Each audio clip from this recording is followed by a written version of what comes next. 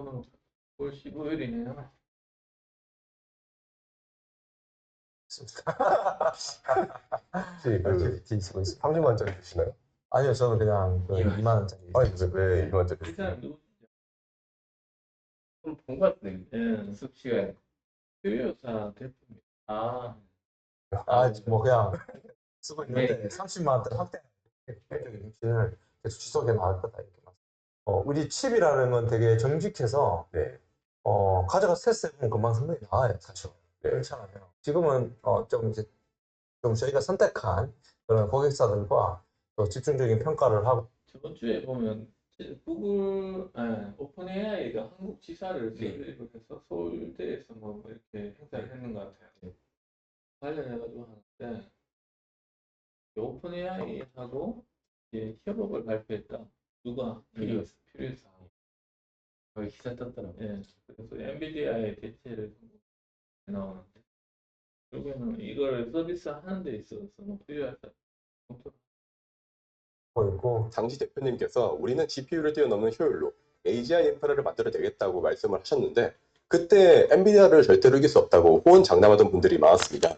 물론 이거 하나로 엔비디아를 이긴 것은 아니지만 엔비디아보다 훨씬 더 리소스로 GPU가 가진 전력과 비용 명목, 즉 AI 시대의 가장 근본적인 한계를 뚫어낸 새로운 설계를 2만 명의 엔비디아는 명실상부하게 지금 전 지구에서 가장 강력한 텍 회사라고 불리고 있어요.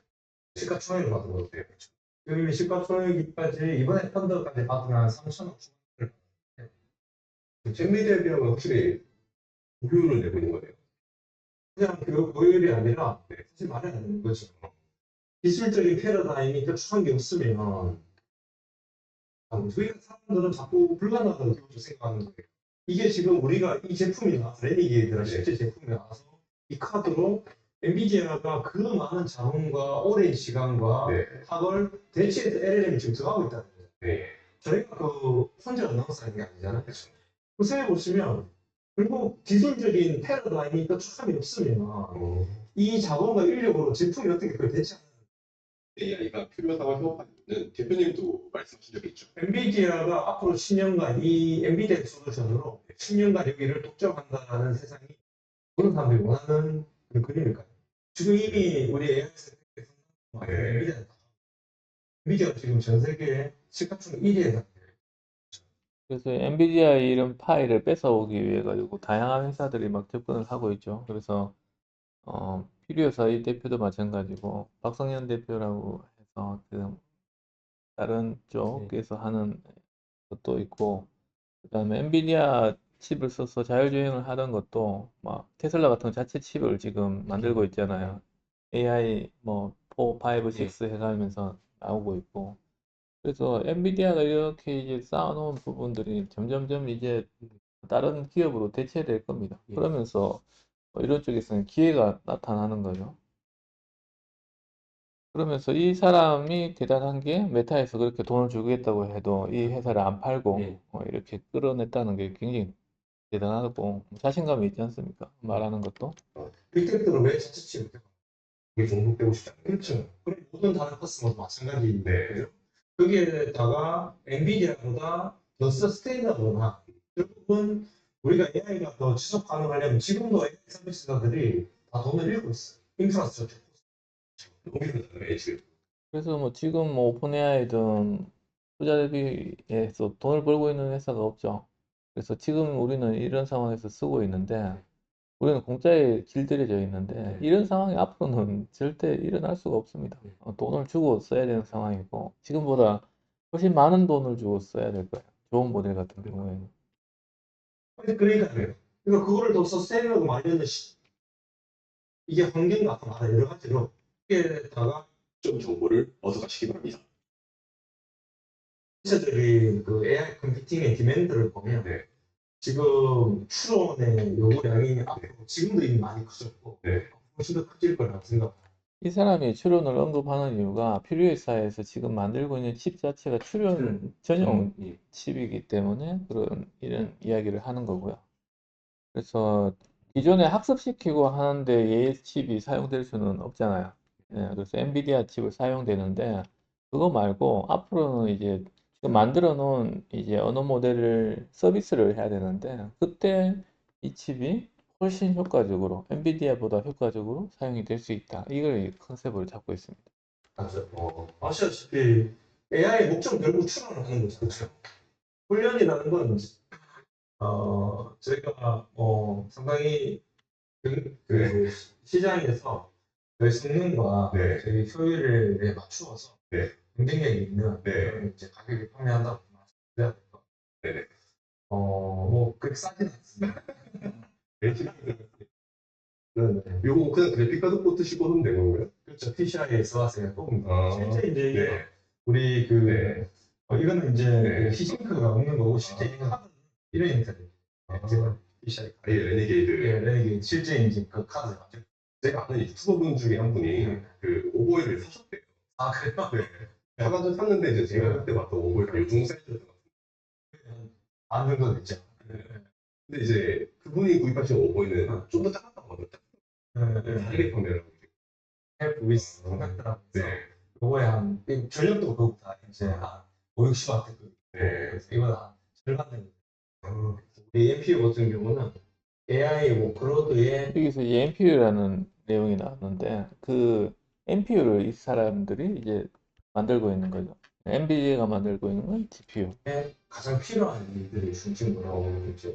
저희 AI 워크로드에 가장 네이티브가 이렇게 설계되어 있다고 말씀드리고 이제 저희 아키텍처를 TCP라고 네. 텐서 컨스트럭션 네. 그 칩 같은 경우는 텐서 컨스트럭션을 전체를 이제 하나의 프리미티브로 이제 하나의 기본적인 단위로 돌릴 수 있도록 그리고 그 안에서 optimization을 할 수 있도록 설계된 반면에 그 지금 GPU나 또 그 외 많은 AI 반도체들이 실은 그거보다 훨씬 더 작은 레벨의 그냥 행렬 연산 기본 프리미티브로 많이 참고 있거든요. 프로그래머들이 이 AI의 거대한 연산을 이 지금 작은 행렬 연산들이 수많은 행렬 연산기에 매핑을 하는데 엄청난 이제 에포트가 일단 뭐 내용이 되게 어렵네요. 아침에 다루기가 좀 힘든 내용이라서 여기까지 부분. 작은 내구가 아니고 이제 큰 덩어리로 효율을 내는 좀 다른 이야기 좀 해볼게요. 우리가 보면 USB 케이블이나 이런 것들 사는데 어디서 사세요? 쿠팡이나 이런 다이소. 다이소 제품이 되게 성능이 좋다고 합니다. 얘랑 뭐 엄청 큰 차이가 안 나는 느낌으로 모양이 나오죠. 자체는 좋지 못하게 나오고 사실 좀 아쉽다고 보실 수 있고 뭐야 생각보다 많이 괜찮네? 3m는 저항이 전체적으로 좀 더 높아지는데 역시나 그래서 우리가 쓰는 케이블을 되게 작지만 그걸 굉장히 확대해서 보면 이렇게 보면 전선들 커넥터가 이렇게 형성이 되어 있습니다. 그래서 A1부터 12까지, 그 다음에 B1부터 B12까지 해서 24개의 이 커넥터가 안에 정말 조밀하게 있고요. 그 다음에 우리가 쓰는 USB-A 타입 같은 경우에도 그 안에도 9개의 이 전선을 연결시킬 수 있는 단자가 연결되어 있어요. 근데 이런 것들이 정확한 규격으로 정확하게 연결이 되어 있는가 이건 또 다른 문제거든요. 그래서 그런 부분들을 이제 테스트한 거고 그래서 뭐 여러 가지 저항이나 그러니까 안에 있는 전선 규격이나 이런 것들을 좋은 걸 썼는지 안 썼는지에 대한 테스트 그거에 대한 거더라고요. 여기도 이제 그라운드 쉴드 A 사이드 링크 그래서 이제 뭐 이런 것들이 보면 이런 부분들을 컴퓨터 상에서 이제 테스트를 해보니 이제 다이소에서 판매하는 이런 케이블들이 전반적으로 성능이 좋더라. 그래서 B2C 케이블, 일반적인 USB에다가 핸드폰에서 쓰는 C 타입으로 되어 있는 케이블이 보면 크레이신이라고 되어 있는 이런 다이소에서 파는 이런 것들이 괜찮더라. 그리고 그 뒤에도 보면 C2C 케이블이라고 되어 있는데 이거는 양쪽이 똑같이 C타입. C 타입으로 되어 있는 요즘 거예요. 다 노트북 CF 이런 거 많이 망가지긴 했지만 그래도 이것도 94%, 96%이 정도 그래서 이것도 다이소 꽤 괜찮더라. 그렇게 나오네요. 다이소 거에서 그냥 사시면 될 것 같다 생각이 들고요. 테슬라가 향후에는 전기차에서 로봇 기업으로 완전히 전환을 이제 할 것 같습니다. 그 일론 머스크는 이제 마스터 플랜 해가지고 이것들을 발표를 하고 있어요. 그래서 과거의 마스터 플랜을 보면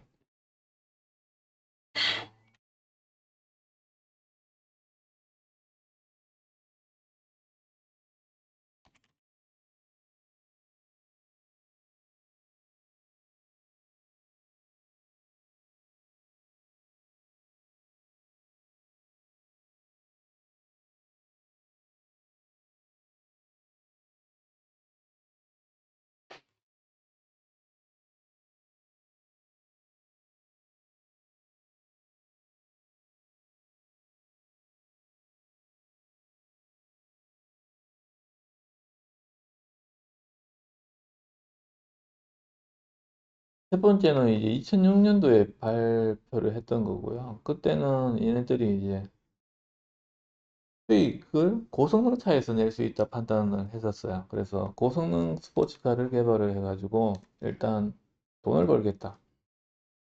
그 다음 버전은 이렇게 돈을 번 거를 가지고 수익을 낼 수 있는 이제 일반인들이 살 수 있는 그 차를 만들겠다는 2부 마스터 플랜이 나왔었고요. 그래서 이때가 이제 모델 3, Y 이런 것들을 생산하는 이런 형태의 플랜이었습니다. 그래서 16년도에 발표를 했었고, 그 다음에는 이제 뭐 에너지 저장 장치, 태양광 뭐 이런 형태의 또 신재생 에너지 쪽 형태로 공장 자동화 기가 팩토리 이런 형태로 타겟팅을 잡았던 걸로 이제 기억이 납니다. 그래서 여기서는 또 마스터 플랜 4에서 향후에는 휴머노이드 로봇 이쪽으로 가겠다는 거죠.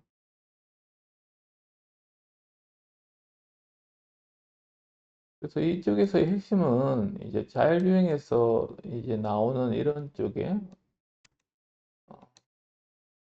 내용입니다. 그래서 FSD 완전 자율주행에 대한 이야기고 여기서 칩을 만들기로 이미 결정이 났죠. 삼성이 납품을 받겠다 이렇게 나와 있었고 지금 테슬라의 내비게이션이나 이런 것들이 비전 시스템, 카메라 인식에 대한 부분으로 이제 구성이 되고 있어요. 이걸 기반으로 로봇의 제어에도 사용을 하겠다. 그리고 이런 것들이 신경망 기반이라는 거는 딥러닝을 의미를 하고 프로그램적으로 사람이 어떻게 하는 게 아니라 이미지 데이터, 비전, 카메라 데이터만 들어가면 자율적으로 판단을 할 수 있는 자율주행에 대한 이런 것들이 기본적으로 들어간다는 거죠.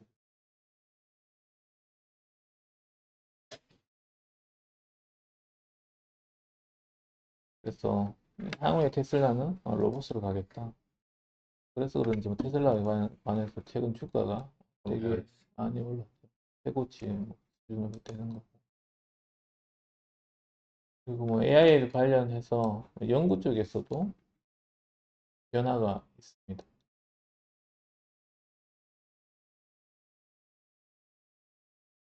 제일 이제 연구 성과가 있는 게 단백질 구조 예측에 대한 부분.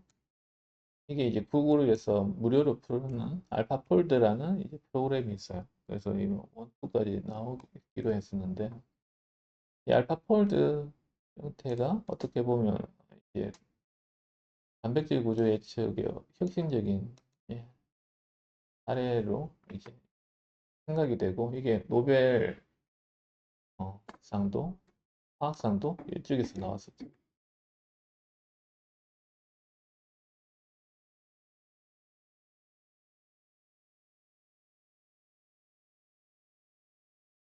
그래서 이런 부분에 문제점도 있다. 환각에 대한 문제, 지적재산권에 대한 문제.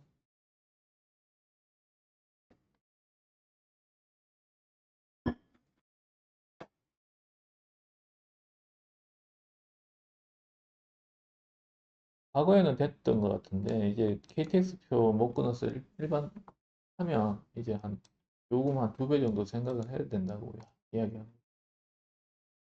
예전에 저도 뭐 KTX 안 끊고 한번 탄 적이 있었는데 영무원한테 가가지고 이야기를 해도 기본적으로 퀄티가 50% 붙었던 걸로 기억이 나거든요. 그래서 어디까지 가냐 묻더라고. 그래서 서울까지 간다. 그러니까 서울에 요금에 곱하기 1.5를 해가지고 주더라고요. 아, 그러면 구미에서 내리겠다. 그래가지고 구미까지만 1.5 끊고 다시 구미에서 끊어서 갔었는데 영무원이 좀 떠가지고 보더라고. 그래서 이제 그렇게 하면 한 2배 정도는 예상을 해야 된다. 구글 벡터 인베딩 근본적인 한계가 존재하고 뭐 AI 검색이나 레그 방식으로 바꿔야 된다. 내용이 되게 좀 어렵기는 한데요.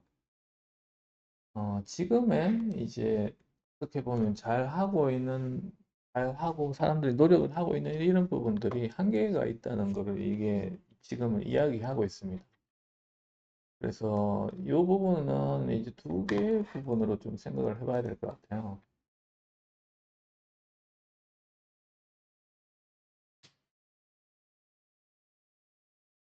어떻게 보냐면 지금의 우리가 하고 있는 내용 중에서 이제 LLM을 쓰잖아요.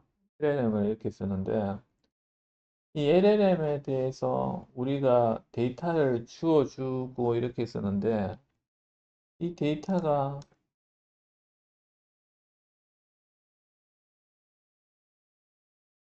양이 적을 때는 상관없어요. 이 정도 될 때는 왜냐하면 그냥 얘한테 그냥 바로 줘버리면 됩니다. 왜냐하면 얘가 이 컨텍스트 사이즈가 이렇게 있잖아요. 그래서 얘가 받아들일 수 있는 수준 정도의 데이터라면 얘한테 그냥 받아 줘버리면 되죠. 근데 이제 데이터 양이 많을 때 이제 문제가 되거든요. 그래서 데이터 양이 뭐 이런 식으로 돼가지고 얘가 감당할 수 없을 정도로 이 정도의 양이 된다.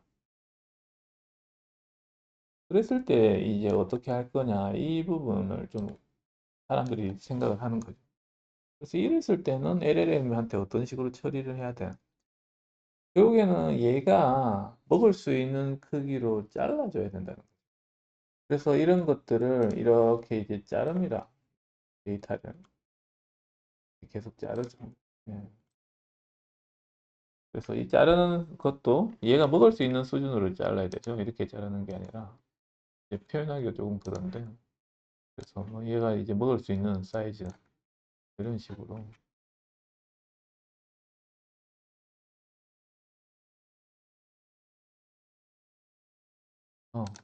어, 이 정도 계속 잘라 나가면 이제 얘가 먹을 수 있는 사이즈가 이렇게 나오는 거죠. 그래서 이 데이터를 자르는 거를 이제 청킹이라고 합니다. 청킹이라고 이렇게 계속 이제 잘라 놓는 거예요. 그러면 이제 이 데이터 중에서 각각의 데이터를 자른 청킹 했는 것 중에서 어떤 거를 LLM한테 줘야 될까요? 어떤 데이터를 얘한테 줘야 될까요? 일단 이거는 예, 핵심적인 걸 줘야 되죠. 아무 데이터나 줘버리면 아무렇게나 대답을 할 거니 그래서 이거는 질문 베이스로 갑니다. 그래서 일반적으로 쿼리라 그러죠. 이 질문. 예. 그래서 이 질문에 하고 비교를 합니다. 자, 질문하고 이 데이터 자른 청킹하고 유사도를 측정을 해요.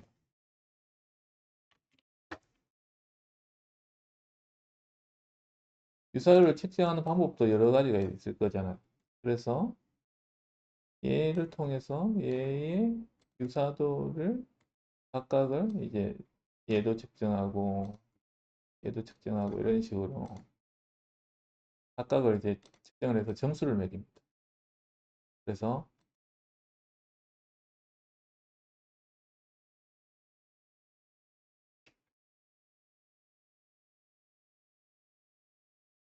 그래서 이 전체 청킹한 데이터에 대한 유사도를 매깁니다. 이건 유사도 그러면 누가 유사도를 매기죠?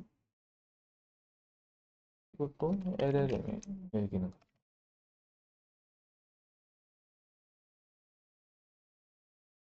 LLM이 이 유사도를 이제 계속적으로 측정을 합니다. 그래서 순번을 매겨요. 0.999 또는 0.999는 뭐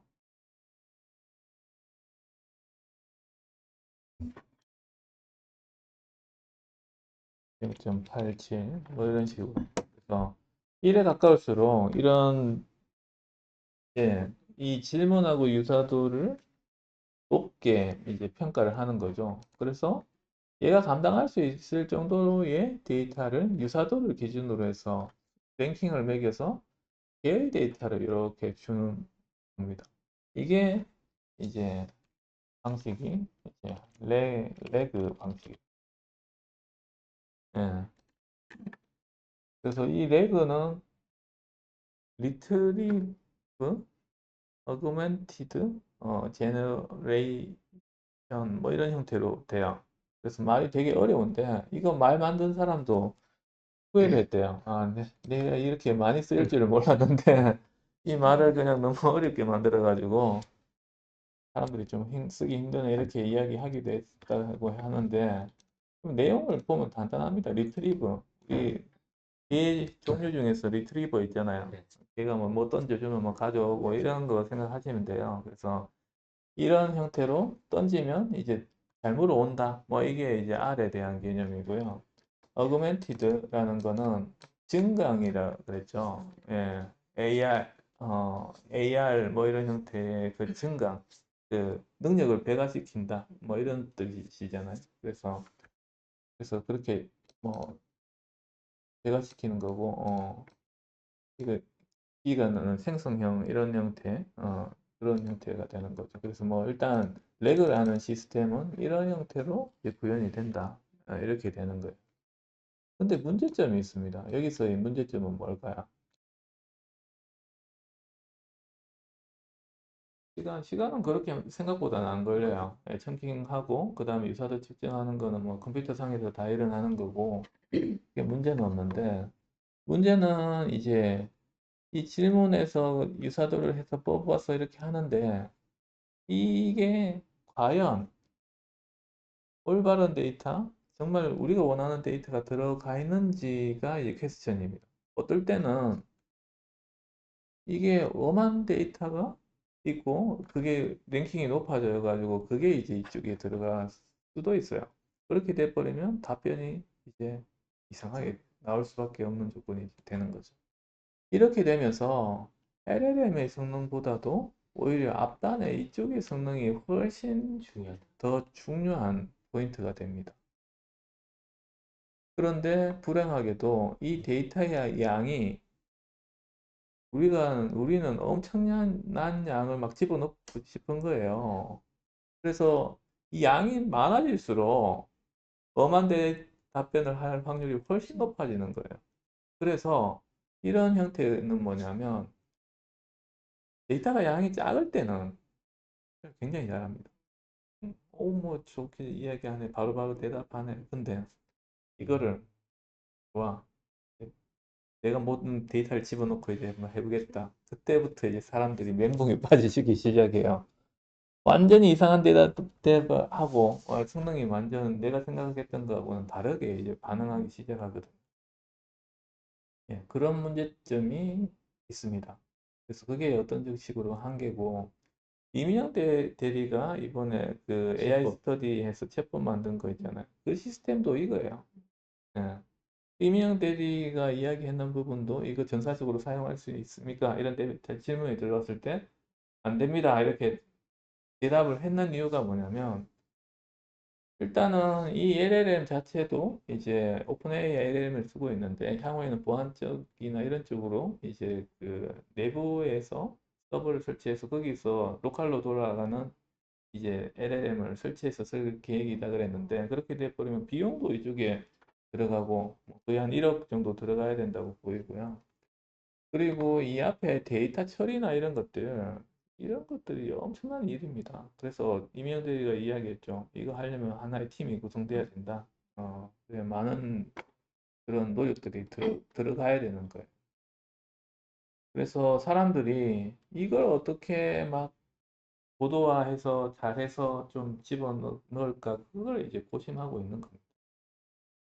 배경영어 도 이제 영업에서 이제 이런 형태의 내용을 뭐 진행을 하고 있다 그러는데 어렵습니다. 이렇게 이야기를 하더라고. 예, 아마 많이 어려울 거예요. 이게 또 될 것 같이 보여도 실상 들어가 버리면 힘든 부분 중에 하나입니다. 그래서 이런 부분에 대해서 이제 이 내용이에요. 이 벡터 임베딩. 벡터 임베딩은 이제 앞서 이런 형태로 이제 데이터들을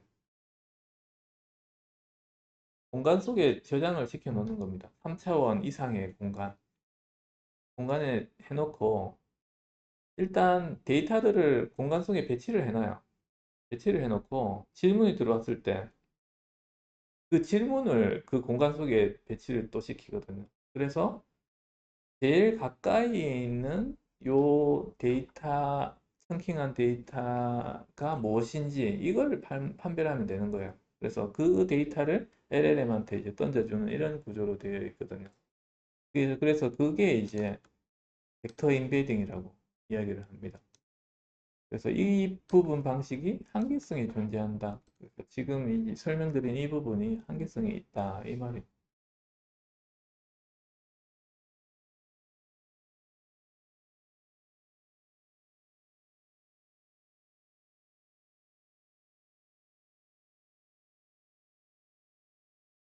제가 이거 제목을 조금 잘못 오해한 것 같습니다.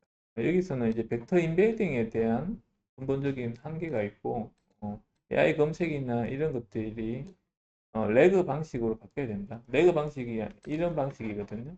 그래서 이런 형태로 가야 된다. 그래서 임베딩 방식으로 지금의 구글이 쓰고 있는데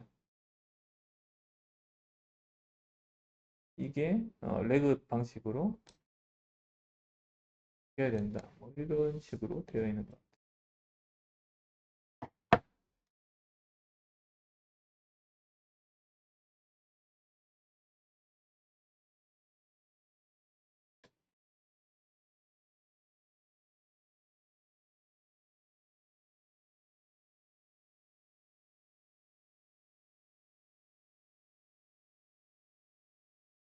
대규모의 검색이 레그 시스템이 단일 벡터에만 의존하면 겉보기에는 그럴듯해도 최고의 답이 어렵다. 이게 제목이 좀 이상하다. 한마디로 보면 이런 검색으로 해서 어떤 걸 하는 자체 이런 것들이 힘들다는 이런 부분들에서 잠깐 살펴봤고요. 그리고 우리가 쓰는 구글 모델도 지금 이렇게 AI 모드가 들어와 있는 거 아시는가요? AI 모드를 누르면 이렇게 조금 다른 창으로 이제 넘어갑니다. 그래서 이 안에서 제미나이처럼 그런 것들을 이제 검색을 할 수 있도록. 그래서 아마 제미나이에서 웹서치를 하는 기능을 아마 이런 형태로 구현해 놓은 것 같아요. 그래서 이걸 사용하려면 아마 신청을 해야 될 겁니다. 신청하는 방법이 이제 서치 랩이라는 오른쪽 위에 이 아이콘이 있어요. 여기서 들어가면 이제 기능적으로 보면 이제 실험실 그러니까 테스트에 대한 이런 내용인데 이 기능을 이제 활성을 시켜줘야 됩니다. 그래서 검색 시작 뭐 이런 것들을 하면 아마 AI 모드가 될 것이고 이게 한국에서 된 게 며칠 안 돼요. 저번 주부터 되는 부분이라 가지고 사용해 보시기 바랍니다. 오늘 여기까지 하겠습니다. 수고하셨습니다.